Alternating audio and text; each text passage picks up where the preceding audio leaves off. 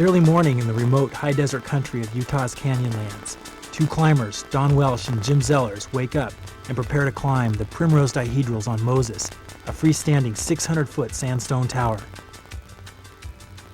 People climb for many reasons, and although no one may ever distill the prime motive, each climber has at least an intuitive sense of what bonds him or her to the sport. 50 years ago, the Primrose would have been an impossible route to free climb, because 50 years ago, nylon ropes, advanced protection equipment, and dynamic belays didn't exist, when pioneers of the sport, like Dick Leonard and David Brower, were pushing the limits. One element does remain the same today as it did then: the discovery of the unknown and the adventure of the ascents. Let's go back to the 1930s with Dick Leonard as he explains the development of many of the skills and equipment which are used today. Well, I needed some exercise, and the parks in Berkeley are huge volcanic rocks from 500,000 to 140 million years in age, and some nice cliffs. And I read all the mountaineering literature in the Sierra Club library, which has a very complete library. And so I was reading that and found that they insisted that you could not hold the fall of a person falling from above the climber. And therefore, if a climber, the leader, fell, he knew that, and he had therefore violated his duty to the others two on the rope, because he would kill them when all three of them went off, as they did on the Matterhorn. And he should just put the rope over a rock and sacrifice the leader. I thought that was a heck of a way to be part of a climbing team. So I started studying how to do it. We started with a cotton clothesline, which later turned out had a strength of about 200 pounds. And so it didn't have the elasticity that you have with the present nylon, which, by the way, I later developed in World War II for the mountain troops. We learned from our belaying that for a dynamic belay to make it as harmless as possible, the rope should run just as far as the person fell. So if you fell 15 feet and you let the rope run 15 feet around your body, the highest force required would be only twice his weight. And the climber below would rise up and put his weight on it with the rope around the hips of the belayer up above, who, by the way, always was anchored back to the trees or the rocks behind him so that he wouldn't be pulled off. Because one of the major rules of belaying is that you should never be pulled off of the belay. If you have to drop the climber even 20 or 30 feet, it's just like rappelling or roping down that much distance with the friction of the rope around the body. It won't hurt the person. So we did that first 6 inches, and 12, then 2 feet. Finally, I was jumping off a overhanging cliff at Indian Rock, a lava outcrop at the lower end of the Berkeley Hills, 35 feet above the ground overhang, and I would drop 18 feet with slack before my belayer would start holding the shock around his body and letting the rope run. Well, I think very few contemporary climbers do anything like that, and perhaps it's a shame, but we take for granted that the equipment these days is very good and so forth. Next, renowned environmentalist and climber David Brower relates the experience of taking part on the first ascent of Ship Rock in New Mexico in 1939. This climb was one of the greatest climbing achievements of that day and is still considered one of the 50 classic climbs of North America. On Ship Rock, which was the other major, let's say, continental climbing objective of that day, the Sierra Club group was successful. Who in your group had the idea to turn to that objective? I think Dick Leonard is probably the one who picked it out, but I'm not sure that who would take credit. But we were all quite interested in it because of the attempts that had been made, and particularly the failure, the latest one of the Colorado group, and the article in the Saturday Evening Post, a piece of bent iron, and we thought we'd see if we could do something about bending the iron. So what kind of research did you carry out before you went there? Any special equipment you carried with you? Well, we read everything we could read about it. We looked at all the photographs and tried to figure out what we could do. And then the special equipment we took, and this is the first, as far as I know, was the expansion bolts, so we could have good solid anchors and what was not good solid rock. So these weren't designed for climbing. What were they used for? They were designed for hanging signs off of walls and buildings, and we thought we could hang a sign from one, you could anchor a belay from one. Now, in this next section, who's going to be leading here? It's obviously very steep. I guess we're now in the double overhang. Yes, we're on the first of the 12-foot overhang. There's another one that's 18 feet above that, and this is the 12-foot overhang, and that's where Bester Robinson will be in the lead, pounding batons and exhausting himself, coming back to rest a couple of times. He was standing on Rafi Badayan, who was the next heaviest person in the party. He took abuse very nicely.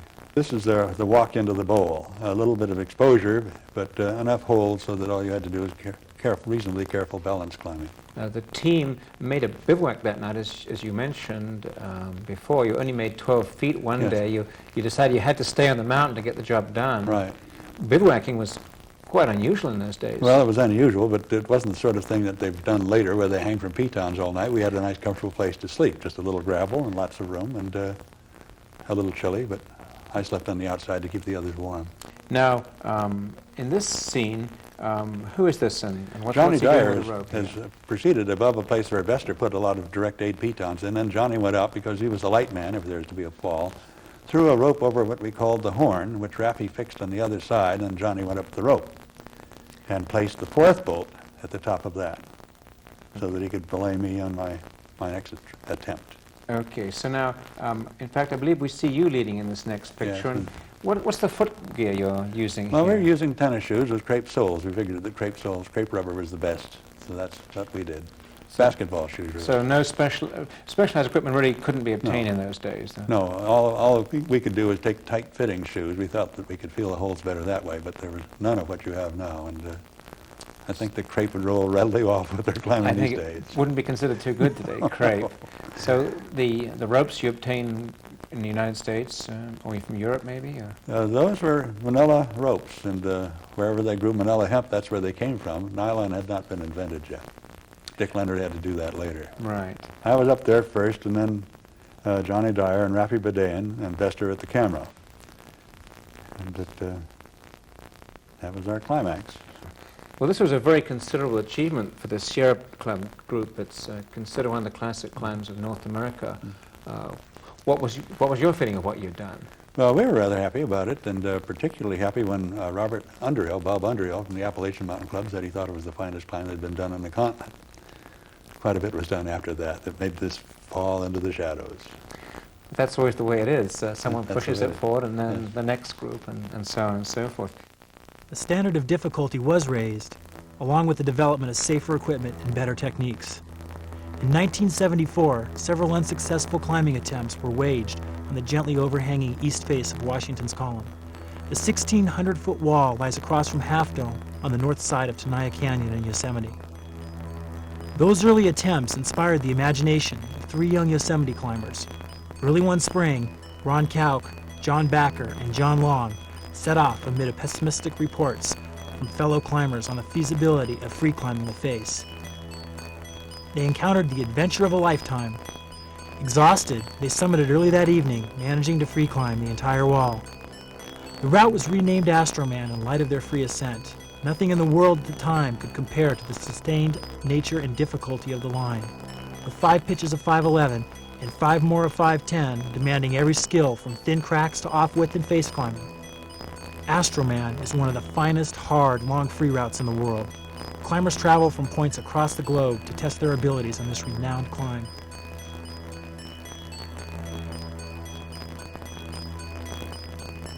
The soul of the route is comprised of 4 separate crux sections. The first crux is the boulder pitch. Although it is short, the moves are thin and tenuous. You must cling and grope for fingertip locks and crimps in a blown-out seam. The worst part is, the wall leans at an odd, off-balanced angle, making it very difficult to get your weight over your feet.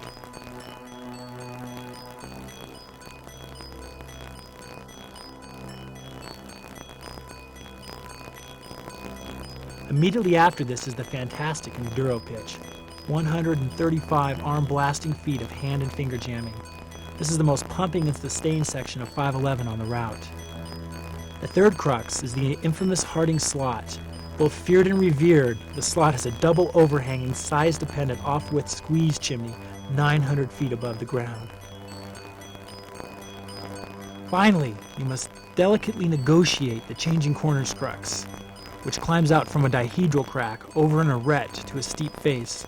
The tricky part is relying on your partner's eyes to solidly secure a blind protection placement. From here, it's only a few more pitches of 510 to the summit. This morning, two of Yosemite's top climbers, Mary Braun and Deanne Gray, set off to climb Astroman.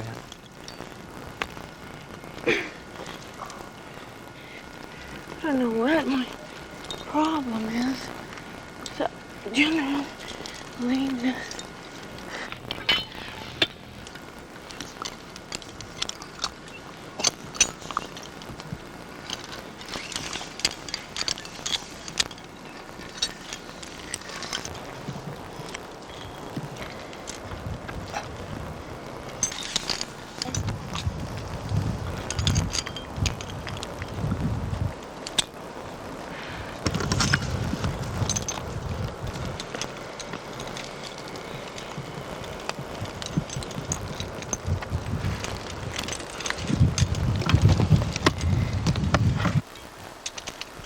In order for Mary to climb the enduro pitch efficiently, she must maintain a delicate balance between secure protection placements while moving quickly enough so she does not get too pumped and lose her grip.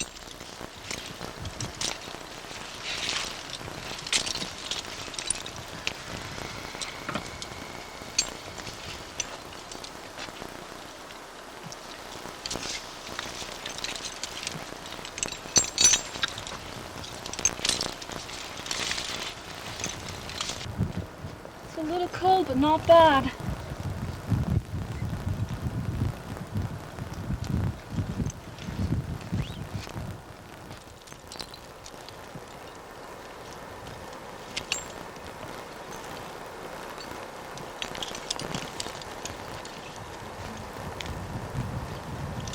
Okay. What do we got here?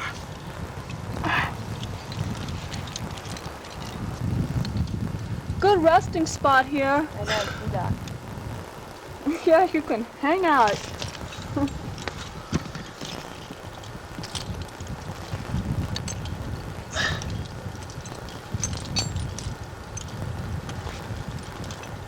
Hope the birds don't mind me coming here.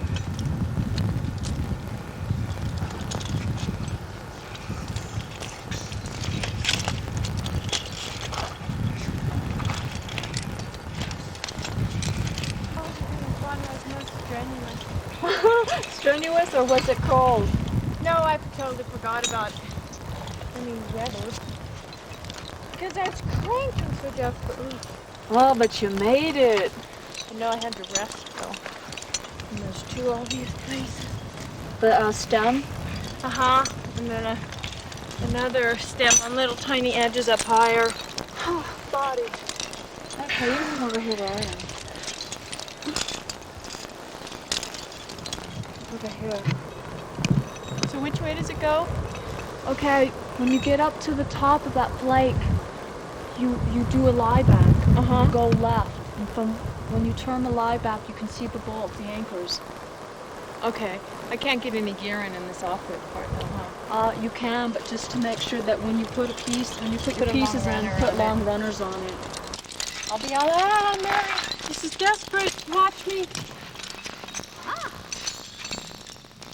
Okay, watch out for the loose rocks because of the... Hey, Deanne. Yeah. I'm gonna give you an extra friend just in case. Are you safe where you are? Okay.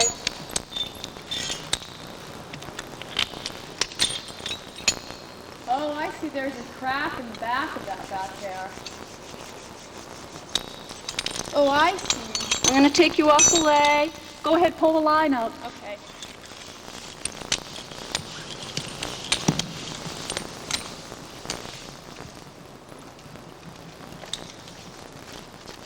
Okay.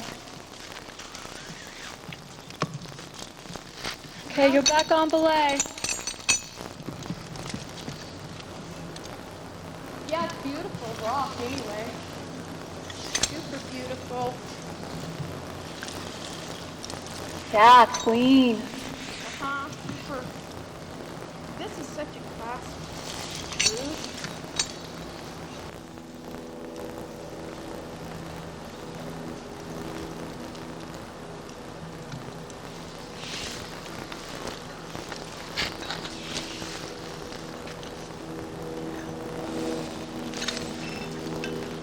Oh, that looked really nice. Now I see what you mean about being right facing. Uh-huh. Facing this way.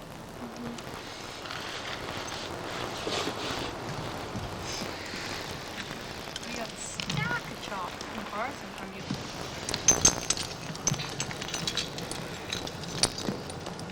The Harding slot is an intimidating feature. No. I know we're asking a little too much. Yep, asking way too much. A strenuous roof crack leads to the slot itself.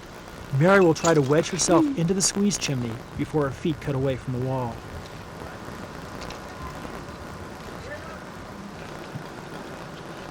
Okay, I'm gonna look at it for a second. If I can find a better slot.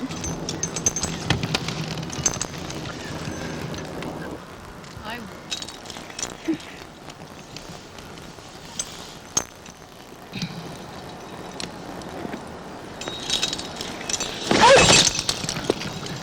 Whoops. Well, was that a good one or what? It was a little bit good. It was hardly like you were falling. You did. Well, that was pretty good. How's that here? I think pretty good. I mean, it held the fall. Okay, I'm gonna go back up and try it again. Hey, Mary, get in there. Yeah, watch me here.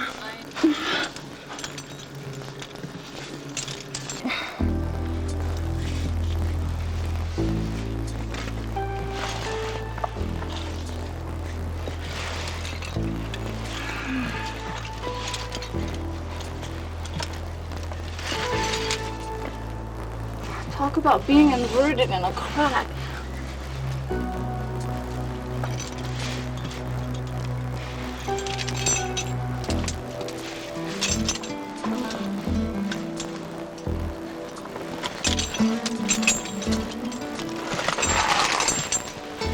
All right.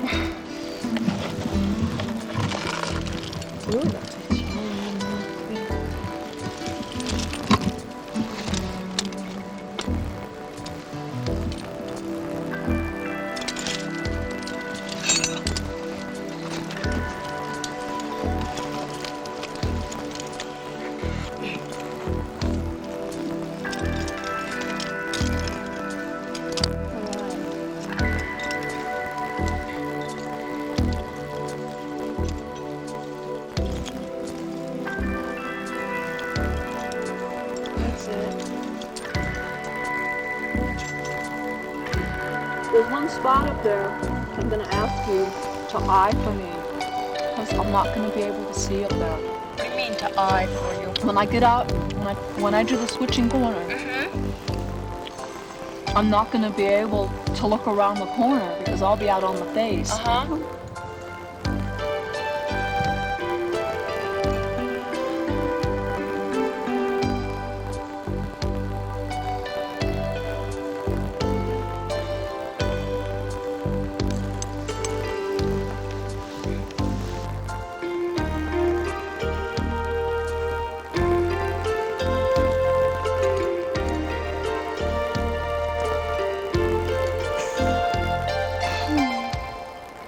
Above the changing corners move, the climbing eases to 510.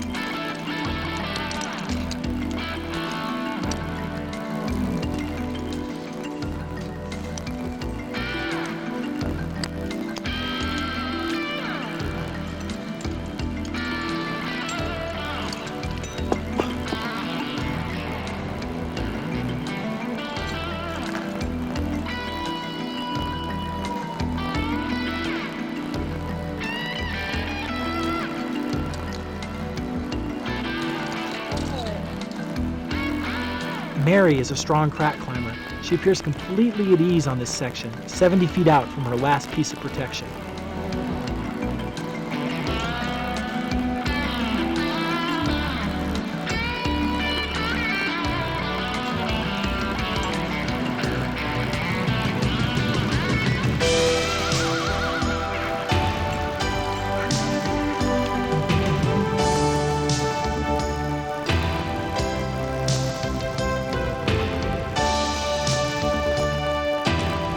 Astroman is a spectacular climb. As Dan finishes the last pitch, the cool evening air begins to descend into Yosemite Valley. It's been a most adventurous day.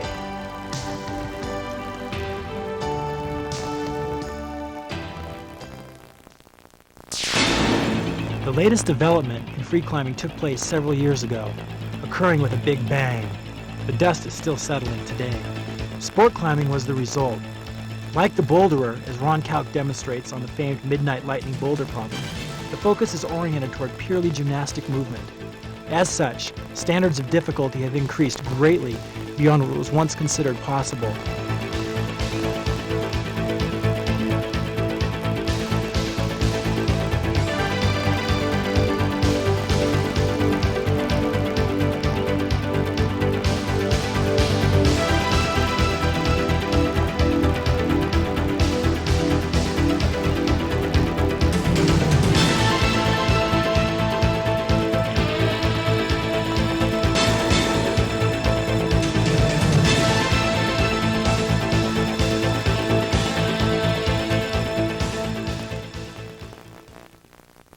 The mental aspect of sport climbing is probably the most important aspect of sport climbing.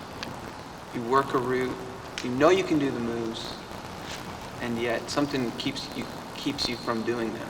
And it's that mental control, that focus, that if you can't control that and really direct it and be focused towards something, then you won't be able to do it. When I'm on the verge, and I know it's either going to be next try or 2 tries away, I become very relaxed and something clicks, and I'm not anxious about it anymore. It's more of a confidence. It's just like, I know I'm going to do this route now.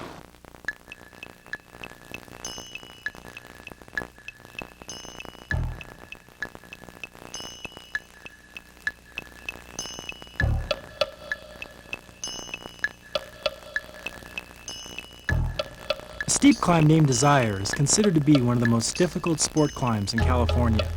It lies on star walls at Donner Summit near Lake Tahoe. The wall overhangs so severely that the top of the route extends 35 feet beyond its base.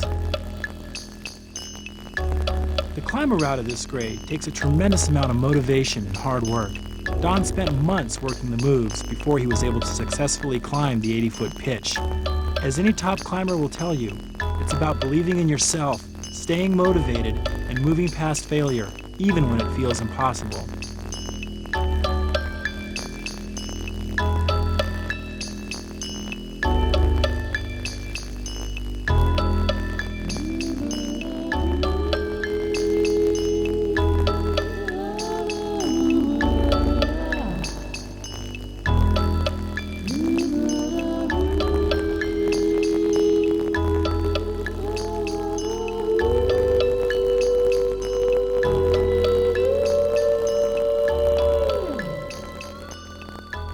The route is 13A to this point. Don must now gather his remaining strength and focus on the crux section ahead. He needs to fire for a series of small underclings and side pulls, and then shoot for a 5-foot lunge.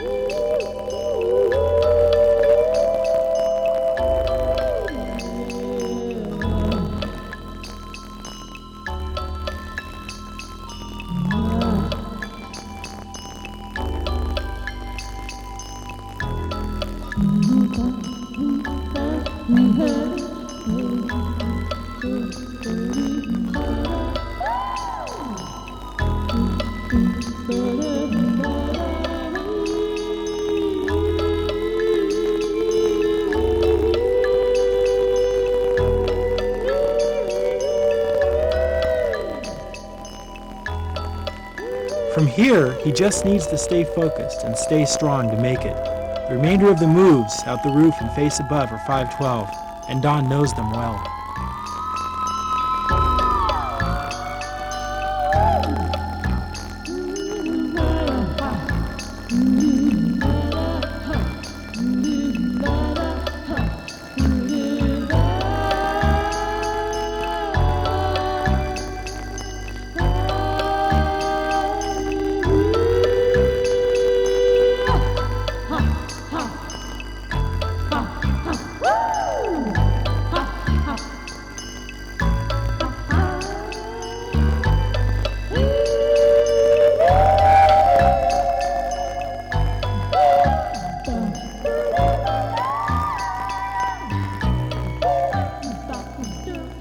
Once that click goes off and you have that confidence and it all comes together, that's the beauty of it.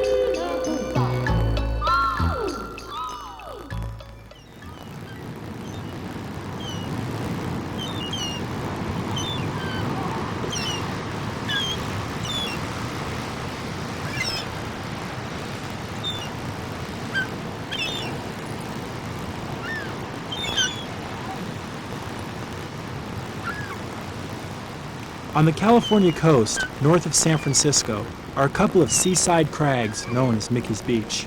The southernmost formation jets out above the ocean. On its underside is a 50-foot overhang called the Endless Bummer.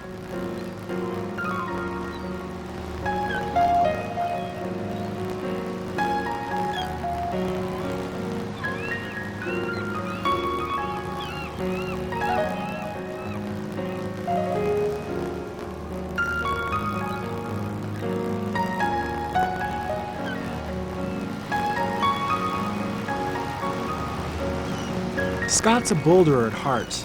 He put the route up several years ago. Seeing this dramatic and beautiful line is the ultimate boulder problem. But with so many difficult sequences in a row and no rests, his boulder problem became a route.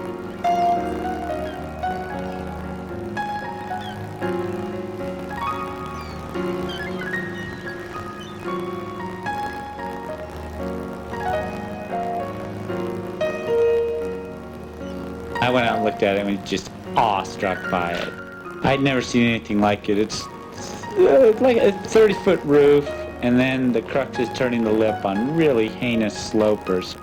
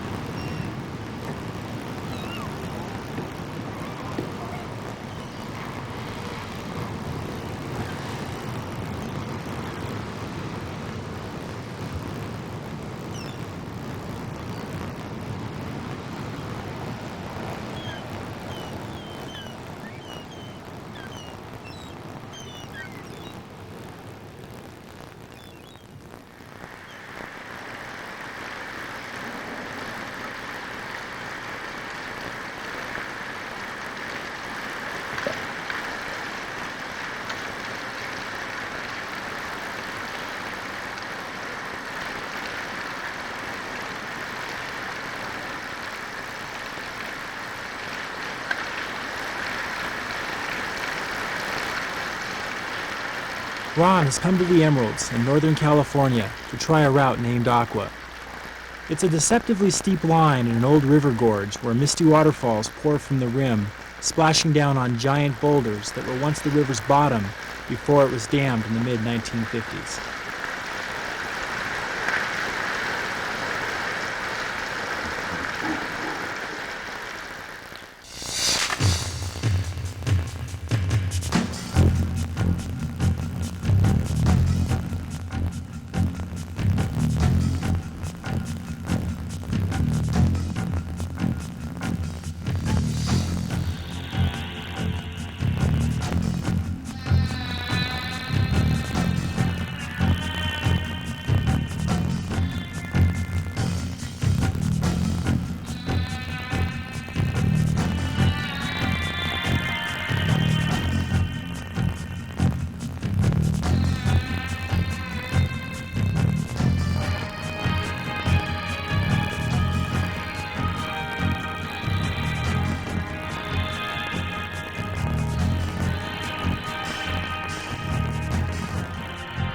The crux moves begin just off the ground.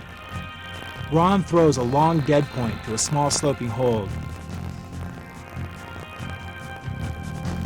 He needs to secure a heel hook in order to keep his body close to the wall so he can let go with his right hand and grab a more secure hold above.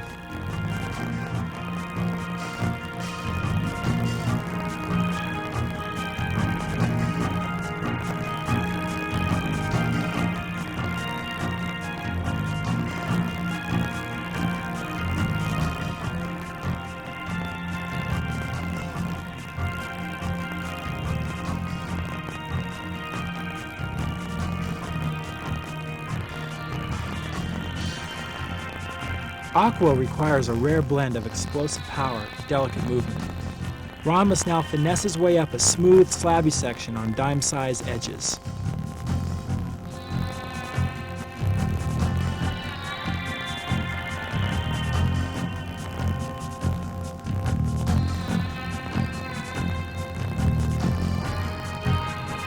These moves finish with a lunge to a good hold, but once again, the angle moves beyond vertical.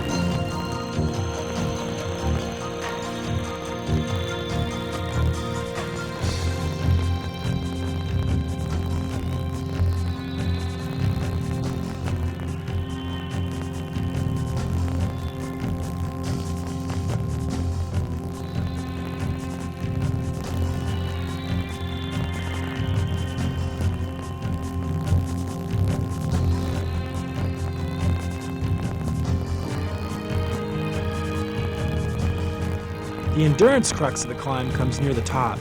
Not as technically difficult as the prior crux section, it feels harder, coming after nearly 80 feet of overhanging power climbing.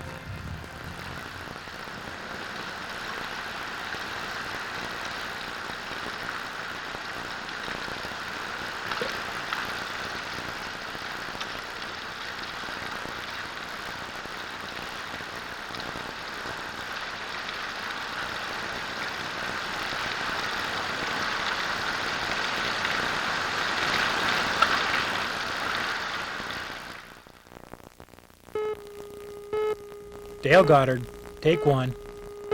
The mental aspect comes first. It underlies everything else because that determines, how you even go about physical training or what you spend your time on. You've got the largest bug crawling across your shoulder. Yeah. God, bug world. It's still there. Where? It's on your right shoulder. Oh my God! Dale Goddard, take two. So much of climbing is just like dealing with failure and learning how to pick yourself up after failure. I mean, any climber can try hard and keep at it when it's fun, when they're climbing well, when it's nice out, when it's really enjoyable. And that's not really what makes the difference between, someone who's going to end up being a really excellent climber and someone who's going to kind of plateau at some level. The difference is how you respond when it's hard, when you do poorly, when maybe you climb badly for an entire season. That can be really depressing, but perseverance through something like that can take you to new highs. You really have to like yourself to do well, I think, partly just because that's what determines what you expect of yourself. If you have a bad self-image, that comes down and affects even the smallest thoughts in your mind when you're looking at an individual dyno. That affects whether you can actually see yourself latching the hold. Whether you think, well, yeah, I am basically a good guy, I'm a good climber, and I'll probably hold on to this because I'm great. If you can think that honestly, then that really helps you get up things that you wouldn't otherwise get up. I think the mental aspects underlie everything else. They come first because they determine how you go about training, what you focus on, and they determine how you deal with failure. Whether you can pick yourself up after a bad day, how long it takes you to get psyched again. So yeah, that has to come first in terms of priorities. I think you've got to be honest with yourself in terms of assessing, what are my real priorities in climbing? Why did I really fall off that route?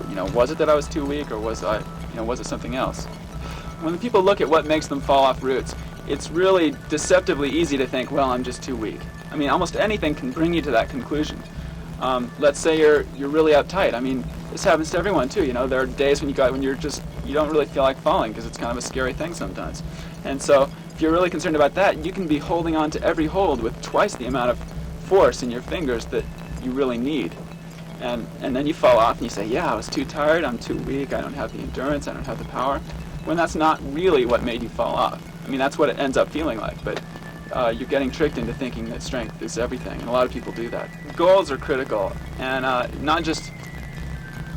they are what motivate what you do at the crag when you go climbing.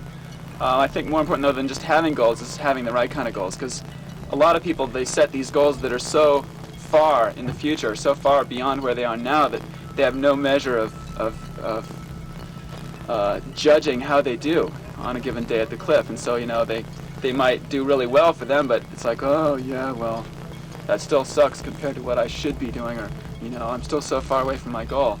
It's you've got to take it incrementally, and you've got to realize that things go slowly, that there are always setbacks, that you plateau for a while, that you have good weeks, you have bad weeks. And, I can hear people saying, well, aren't some people more talented than others? So that's not really true. But, yeah, it's true, but talent is an opportunity to do well, but it's not going to get you anywhere in itself. And I think, in fact, it can be a disability for some people, because a lot of people who are really talented, they're so used to getting, really good results just on their talent that they're not used to, they're not comfortable when it comes to putting in the really hard work that's necessary to turn talent into something that's really satisfying. Having a satisfying life is about doing things that are rewarding. And you really quickly notice that doing hard climbs isn't really very fun, but it's really rewarding. And I think that's because in climbing, what you get out of it is directly proportional to the quality and the quantity of effort that you put into it. To reap rewards, you have to put something into it. To have fun, you don't really have to put anything into it. All you do is sit back and enjoy, like going to a movie. It's fun, and it's a necessary part of living, but it's not really what makes you go, wow, I'm leading a rich life,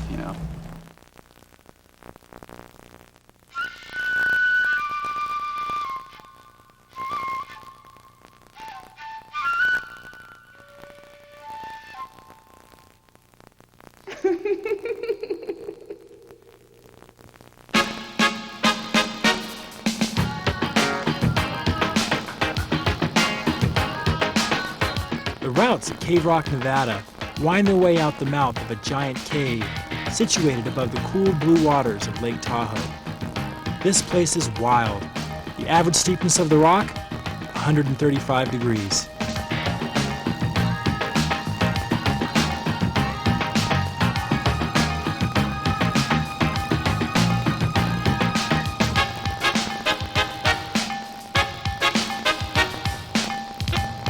Bill is wearing a special video camera unit called a finger cam on his head. It's about the size of a mushroom.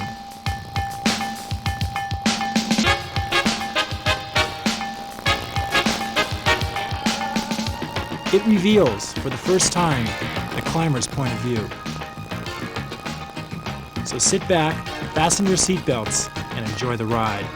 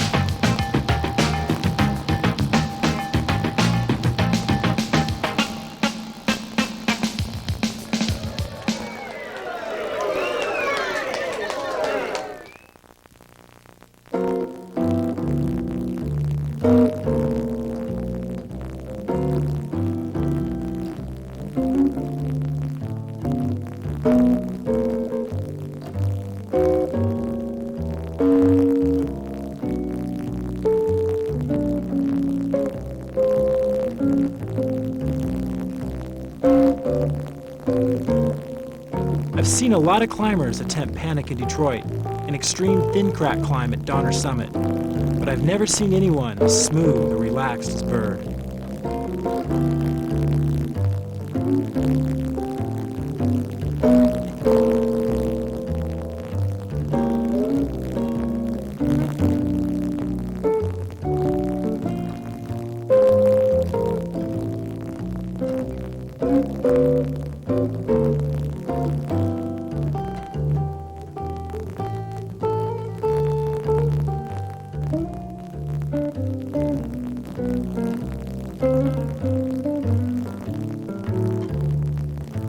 Although Panic is a crack climb, most of the jams are so thin that Bird crimps the edges of the crack, using face climbing techniques as opposed to straight jamming.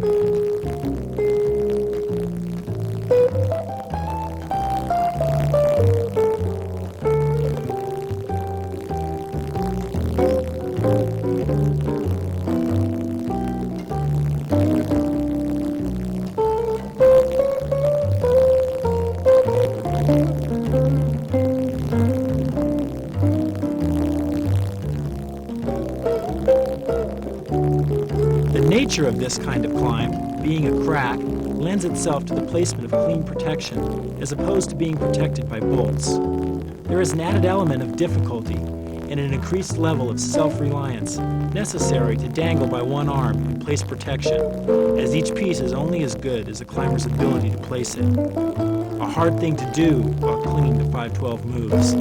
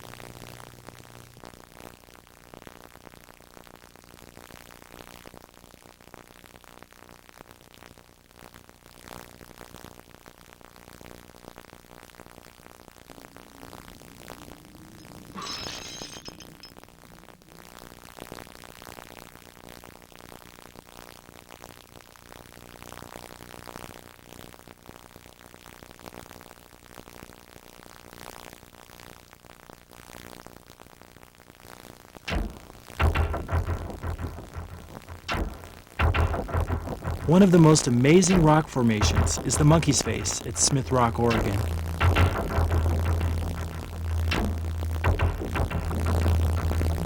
On the Monkey's tallest and most intimidating side is an overhanging double arête called the backbone. The pitch begins 80 feet off the deck and climbs for 140 sustained feet. The moves are terribly exposed, and watching Hans climb, you really get the sense that he's hanging on the hairy edge of nothing. Hans works both arêtes from side to side, squeezing in opposition while searching for small edges and pockets that dot the face.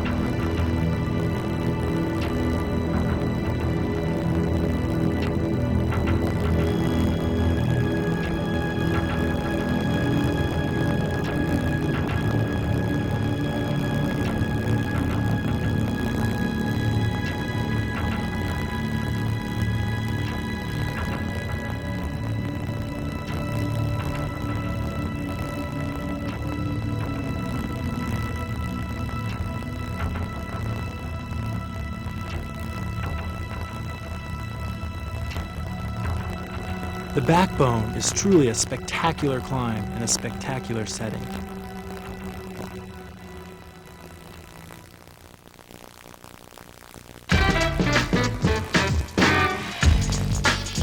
Berkeley, California, a recent trend in sport climbing was taking place.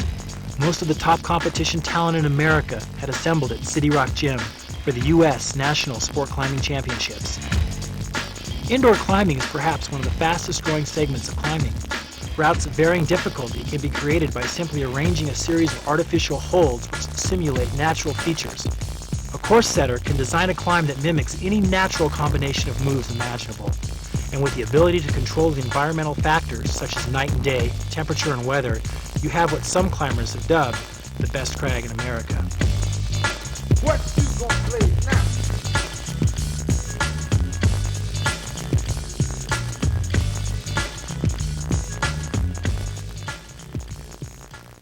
I think that a real key benefit of indoor climbing is its accessibility. I mean, someone can get off work, drive over here in 5 minutes, and in 2 hours experience climbing. I mean, they can take a lesson, they can learn to move, they can get to the top of a wall, lower off, catch somebody falling, fall themselves, and really enjoy and experience the whole sport in the indoor context.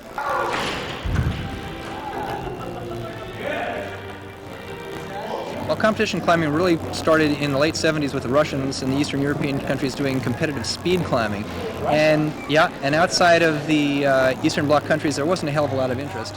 And it pretty quickly died out. But in 1985, in I think it was Bardonecchia, Italy, the Italians cranked up and did their first real difficulty competition. This was the outdoor competition. They had rain delays and environmental damage, and they had to chip holes in the rock. And what happens when a hold breaks? So it very quickly moved indoors, but the first few major competitions were outdoors. And these things attracted 10,000 paying spectators, and some smart promoters said, you know, there's a future in this. And there is a future in it because it's exciting to watch, it's fun to do, and it's a new sport. It really is a new sport.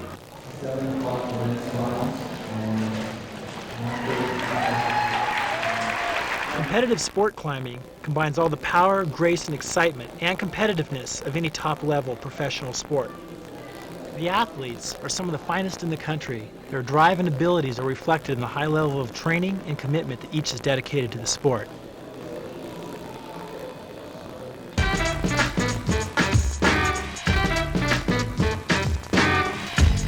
This is an on-site event, meaning each competitor tries to reach the top of the wall on their first try without prior knowledge of the moves. All the climbers are kept in isolation until they attempt the route. A fall determines each competitor's high point and thus placement in the event. Ideally, only one competitor should reach the top, while the rest fall off somewhere down below.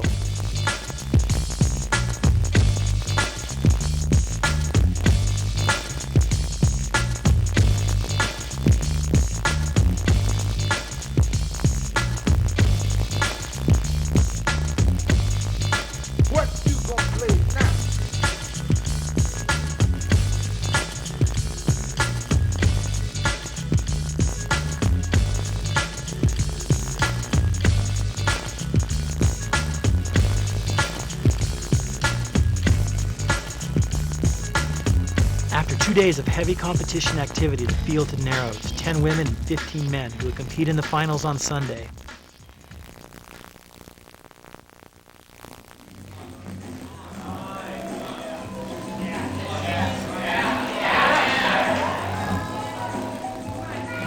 Nearly half the field had attempted the wall, and no one had made it to the midway point.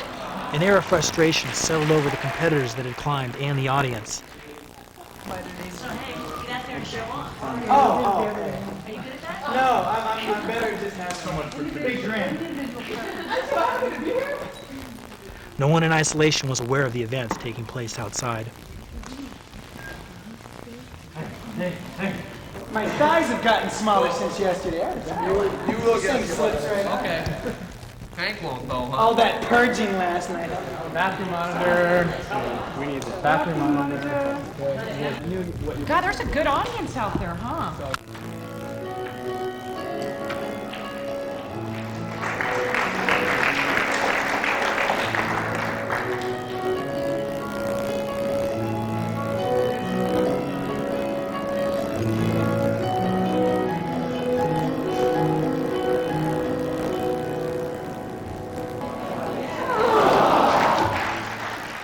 Setting up this course, a very extreme sequence of movements that continually get harder and harder, but never at any one particular point are too hard. How did you get into setting courses? Well, I was a member of the U.S. team 2 years ago, and Jeff Lowe at one point invited me to course set for the U.S. National Championships in Snowbird, and I met and course set in conjunction with the two top French course setters, Antoine Ministron and Fabrice Guyot, and at that time they shared a lot of their insights with me and told me that I was the only other course setter they knew that really was trying to do the same thing, namely really make climbing a dance. You know, a dance of difficulty, a dance of tenacity. With so many climbers out here today, how do you make the course fair for everyone? A lot of that has to do with experience as well, knowing the kind of distances that are involved. A lot of times I extend my arm past a hold to a certain point, or I make sure that my stem that I've got set up at that point is something that I could extend another 6 or 7 inches or something like that. And making sure that intermixed inner route are moves that will complement both the shorter person's style and a taller person's style.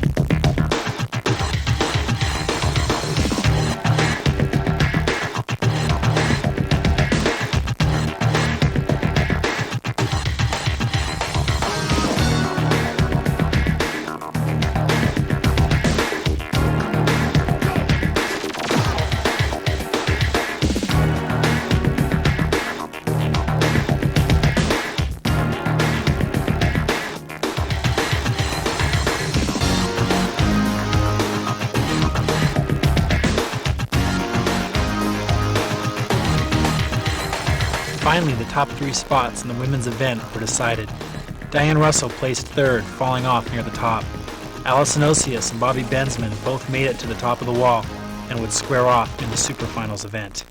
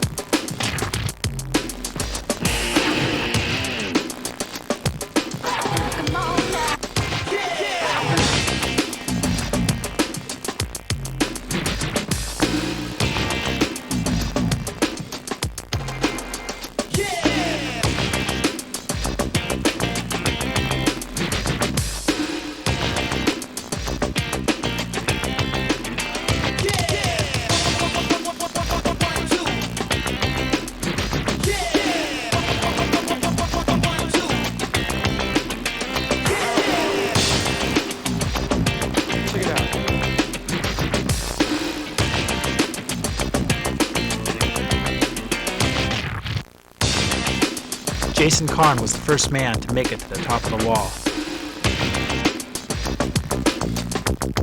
Check it out.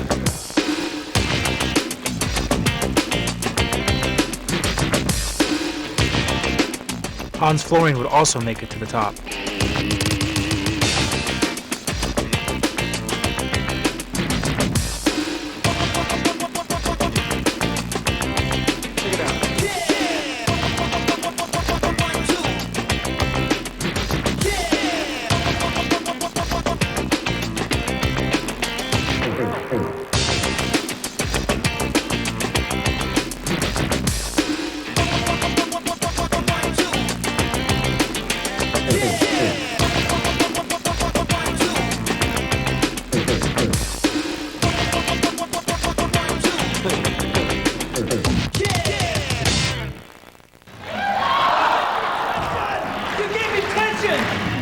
I got tension at the top. Watch it on video. As Dale made the final lunge, he was pulled off the wall by his belayer. The judges decided to give Dale a technical, allowing him another chance at the wall. He succeeded and would enter into the Superfinals event with both Hans and Jason.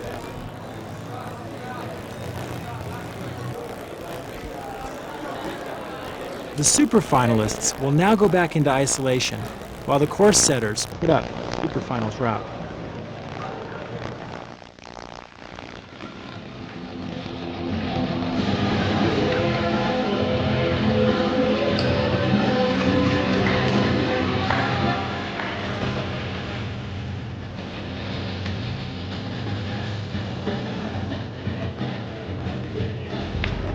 Oh! Allison slips off, unexpectedly low.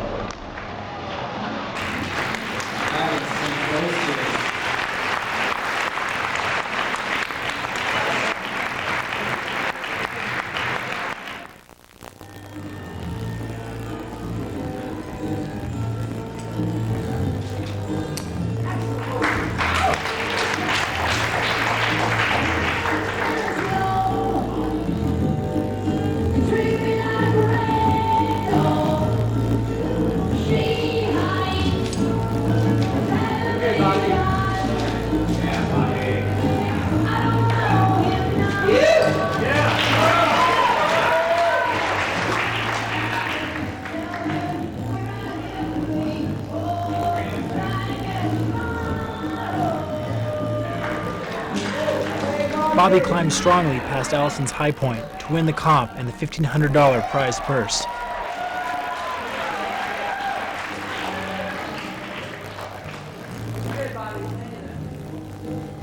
Because Bobby was in isolation, she has no idea that she has surpassed Allison's high point. Her only goal is to try and reach the top of the wall.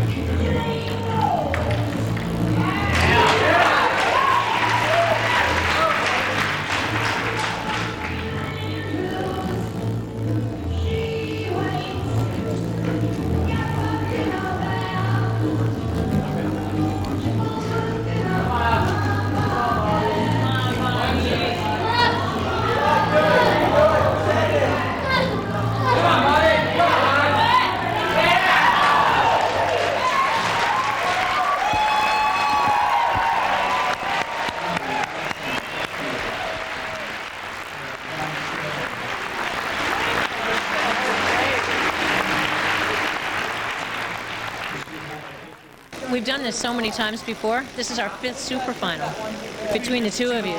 So we've both been the one by ourselves back there and just sitting. And usually I have a Walkman, so I just turn it up as loud as I can. And I know Bobby does the same thing. I'd rather not. Same here. I turn that on. It's so loud. Yeah, it makes me nervous to listen.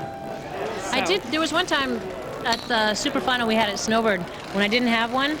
And I was in this little room, and I had my fingers in my ears, and I had the door shut, and I could still hear everything. I knew she flashed it, so I was like, okay, what are you going to do with that?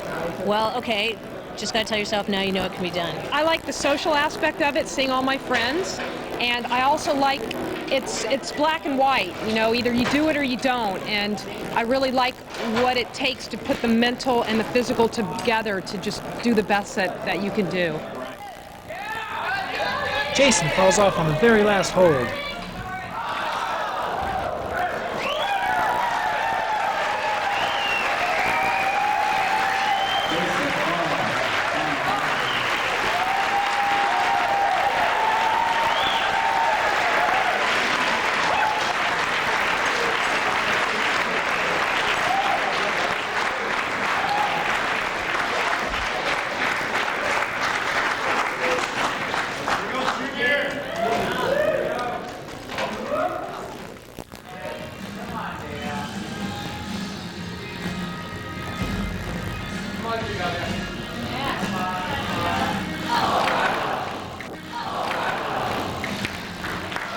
Dale comes off lower than Jason, and for the moment holds second place.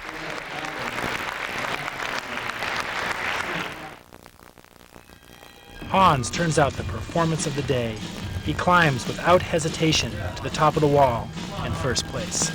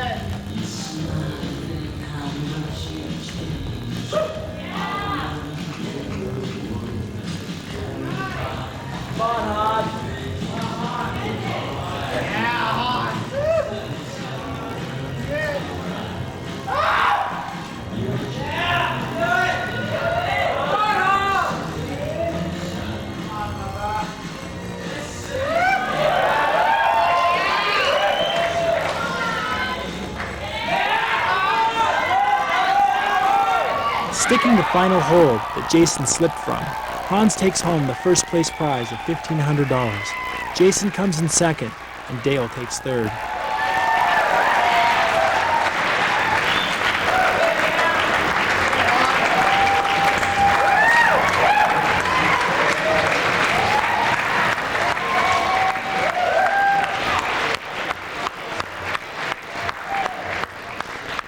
What's the perfect state of mind for you guys to be in when you start the route? What's the perfect competition state of mind? Having fun. Yeah. Everyone agree? Have more fun. Yeah, usually I don't take anything.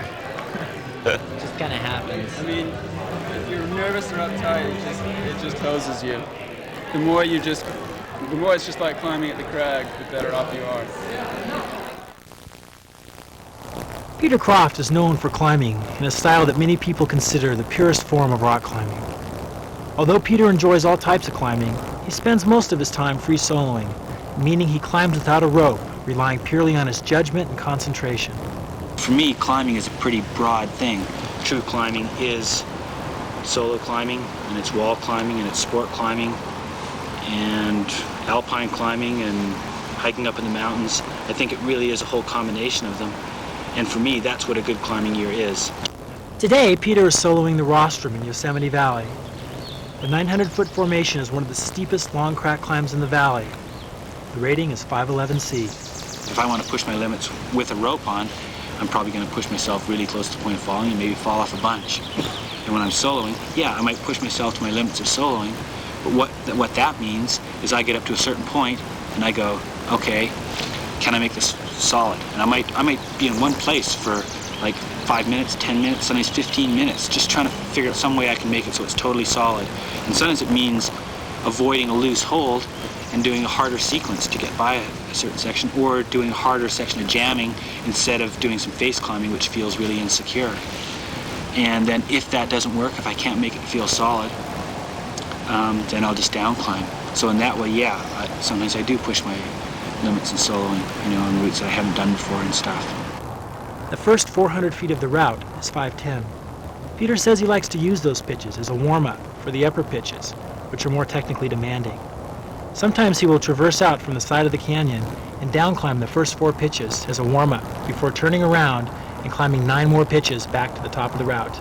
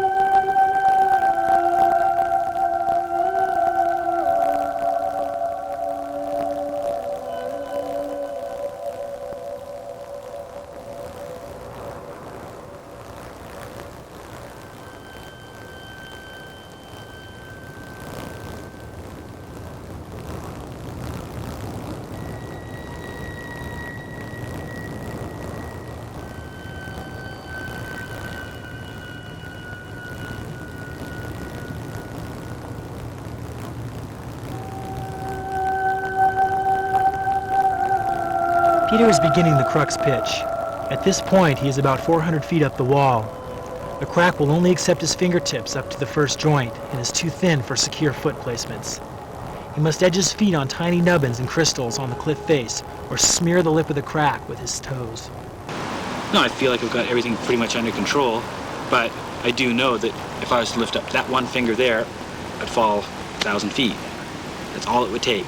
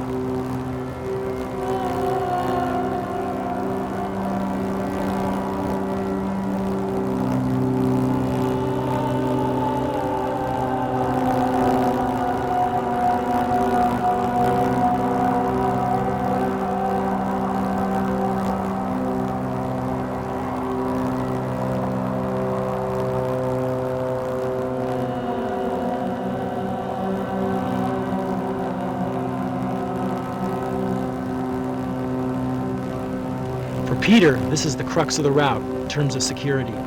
The moves out the roof are bald and slippery.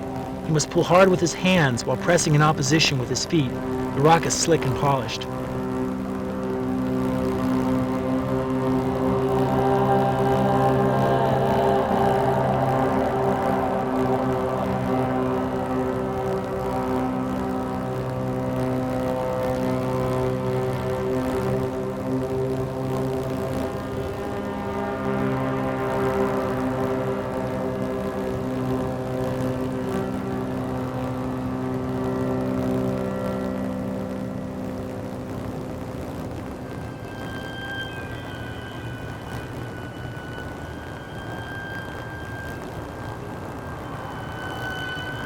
Actually, the day before I first soloed the rostrum, I was up in Tuolumne. I was trying to solo this 5/9 called Crescent Arch. I got up to the crux, which is this undercling that's just lousy smears for your feet. Tried a few times, down, climbed back down to the ground. I was, maybe 100 feet from the top and 300 feet up or whatever. Anyway, I just down climbed. It was no big deal. And the next day I soloed the rostrum and it felt great. So, the grades are pretty different there, but when I'm soloing, I pay a lot more attention to how I'm feeling rather than the grade. I mean, when you climb with a rope and the protection's good, yeah, you pay more attention to the grade because, you can push yourself to the point of falling. This is the final pitch of 511 on the route. The jams are relatively secure, but the pitch is long and strenuous, coming after 800 feet of sustained climbing. I soloed the rostrum a lot and climbed on it a lot, doing harder pitches. It's some of the best of Yosemite. It's long, steep, sustained cracks, but the position, it's beautiful. You're right above the river, and it's really steep.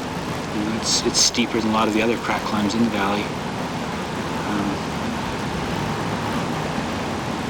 It's got a really good atmosphere to it. Plus, it's in the shade a lot, so you can go there on a hot day and even though it's one of the best climbs of its length and grade in the valley, you don't really get a lot of other people there. I mean, some people wouldn't really get much in the way of rewards out of it. They would just go, I'm not going to get anything out of it. Soloing is stupid. So for them it is. It's not like soloing is stupid, but for them soloing is stupid. They shouldn't do it. So it sort of depends if you get incredible rewards from it. I think I do.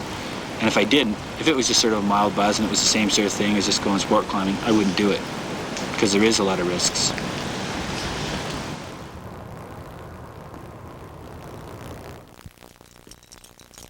The The sport of rock climbing is fueled by the imaginations and individual passions of those who climb. The exact reason one chooses to free solo a long climb, pursue a series of gymnastic moves, or try a first ascent of an unclimbed peak probably lies beyond the descriptive ability of words. There is, however, one significant component that links together all those who climb. It is something heartfelt, an intimate interaction with oneself at a definitive point, where the necessity of self-reliance resides purely in a single moment. It awakens the most powerful of guiding forces in ourselves, and although it can't be defined in specific terms, it is what drives the human spirit forward.